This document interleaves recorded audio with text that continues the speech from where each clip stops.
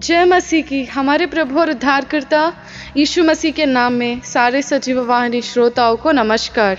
आज के दिन हमारे ध्यान करने का विषय, आप तब भी प्रार्थना कर सकते हैं जब चमत्कार के लिए कोई सबूत ना हो। हम कई बार अपनी ज़िंदगियों में कोई काम करने के लिए सबूत देखते हैं या कोई चीज़ होते देखते हैं, तब जाकर हम सोचते हैं कि वो परमेश्वर की इच्छा है हमारे ज़िंदगी में, और हम सिर्फ उसी के लिए हम प्रार्थना करते हैं। जब कोई सबूत नहीं रहता किसी चीज़ के लिए या किसी चीज़ के लिए हमें विश्वास नहीं रखते, हम सोचते हैं कि ये बहुत बड़ा है मेरे लिए, ये मुझसे नहीं हो पाएगा, या नहीं तो घर में बहुत सारे तकलीफ़ हैं, इतने तकलीफ़ हैं कि कोई सबूत नहीं है कि ये तकलीफ़ निकल जाए, कोई सबूत नहीं है कि मेरे घर वाले ठीक हो जाए।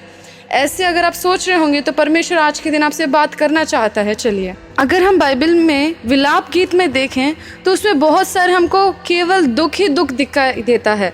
अगर हम देखें सिर्फ अध्याय के ऊपर जो वचन लिखा है, वचनों में वही देखेंगे तो पहला अध्याय में ये लिखा है कि यरूशलेम के दुख, वो बहुत सारे दुखों में रहते हैं, इतने दुख कि अपने लोग के पास भी उन्हें कोई सहायता या कोई आराम उनको नहीं मिलता था, और बहुत सारे कठिनाइयों में अगर आप देखेंगे तो आप रोएंगे शायद। पर देखिए क्या होता है।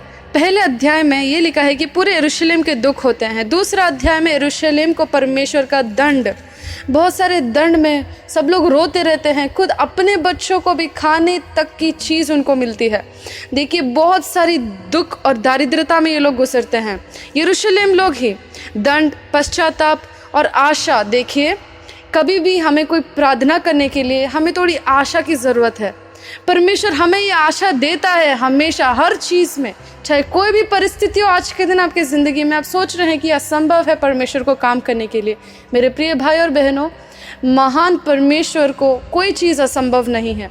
आप कभी भी आशा रख सकते हैं। अगर आपके पास आशा करने के लिए कोई चीज़ नहीं दिख रहा तो आप चीज़ को बना सकते हैं, क्योंकि परमेश्वर में आशा हमेशा है। तो देखिए, तीसरा अध्याय में दंड, पश्चाताप और आशा के बारे में है।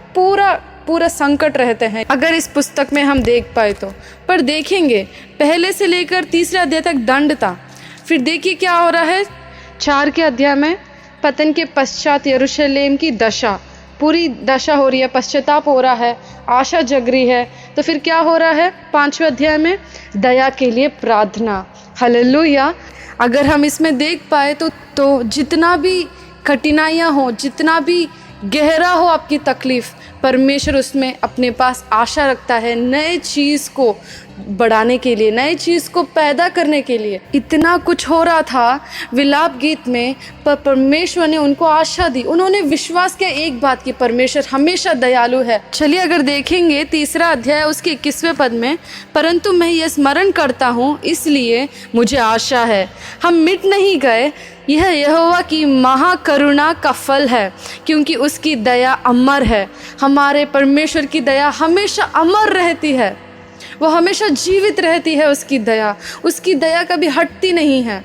आज के दिन अब जो भी परिस्थितियों में आप गुजर रहे होंगे, बोल रहे होंगे कि अब नहीं होगा मुझसे, पर परमेश्वर बोल रहा है, अगर आपके पास सबूत भी नहीं है आपके चमत्कार के लिए, तो परमेश्वर सबूत को बना सकता है। अगर आप प्रार्थना करने के लिए और उसके प्रेम के ऊपर विश्वास कर सकते हैं तो परमेश्वर का प्रेम कभी हटता नहीं है, वो कभी मिटता नहीं है, वो हमेशा अमर रहता है।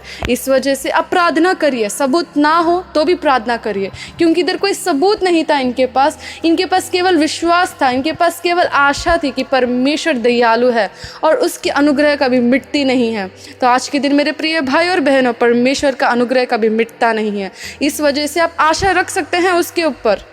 जितना भी कठिनाइयाँ हो, जितने कोने तक आप आ चुके हैं, अगर आप फिर भी परमेश्वर के प्रेम के ऊपर विश्वास करते हैं तो परमेश्वर आपको ऊंचा उठाएगा और आपके सारे विनतियों को सुनकर आपको 2 गुना, 100 गुना और 1000 गुना परमेश्वर फिर से आपको आशीष करने के लिए तैयार है।